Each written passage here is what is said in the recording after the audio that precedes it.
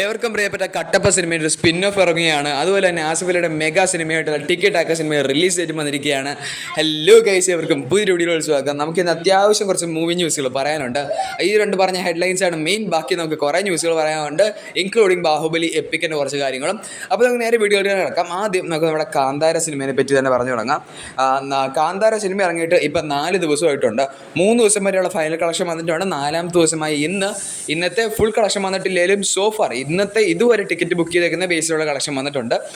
നമുക്ക് അതിനെപ്പറ്റി തന്നെ പറഞ്ഞു തുടങ്ങുവാണെങ്കിൽ കാന്താരത്തിൻ്റെ ആദ്യത്തെ ദിവസം സിനിമയ്ക്ക് 61,86,00,000 രൂപ, 2ാമത്തെ ദിവസം 46 കോടി, 3ാമത്തെ ദിവസമായി ഇന്നലെ 55,25,00,000 രൂപ. പിന്നെ ഇന്ന് 4ാമത്തെ ദിവസം ഇതുവരെയുള്ള ബുക്കിംഗ് പ്രകാരം 6 കോടി രൂപ ഇതുവരെ കിട്ടിയിട്ടുണ്ട്. ഏതൊക്കെയായാലും എങ്ങനെ പോയാലും 40-50 കോടി രൂപ അടുത്ത് കിട്ടും. ഇതെല്ലാം ഇന്ത്യ നെറ്റ് കളക്ഷൻസ് ആട്ടോ. അത് അങ്ങനെ 4 ദിവസം കൊണ്ട് കാന്താര ഇന്ത്യയിൽ നിന്ന് മാത്രം 170 കോടി, കൃത്യമായിട്ട് പറയുകയാണെങ്കിൽ 169,86,00,000 രൂപ കിട്ടിയിട്ടുണ്ട്. വേൾഡ് വൈഡ് GCC എല്ലാം കൂടെ കൂട്ടിയുള്ള കളക്ഷൻ റിപ്പോർട്ട് ഇപ്പോൾ വന്നിട്ടില്ല. എന്നാലും അതൊരു 200 കോടി നിയർ ഉണ്ടാവും.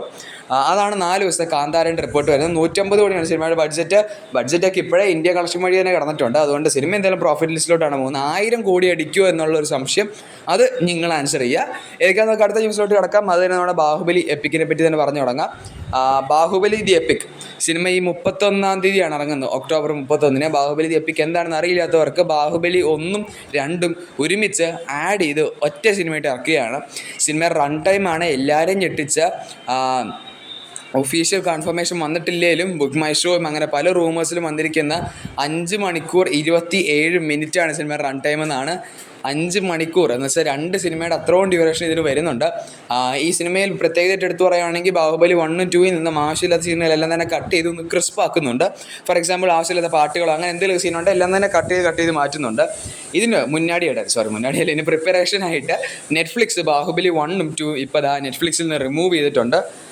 അതുകൂടാണ്ട് സിനിമയ്ക്ക് ഒരു പുതിയ ഇൻ്റർവെൽ ബാങ്ങർ ഉണ്ടാവുമെന്നാണ് കേൾക്കുന്നത്. എന്ന് വെച്ചിട്ടുണ്ടെങ്കിൽ നേരത്തെ കണ്ട 2 സിനിമ ഇൻ്റർവെൽ അല്ല, ഇത് അവർ രണ്ടുപേരുടെ മിക്സ് ചെയ്ത് എഡിറ്റ് ചെയ്ത് വരുന്നതുകൊണ്ട് തന്നെ അതിൻ്റെ ഇടയ്ക്ക് വെച്ച് ഒരു പുതിയ ഇൻ്റർവെൽ ആയിരിക്കും സിനിമയ്ക്ക് വരുന്നത്.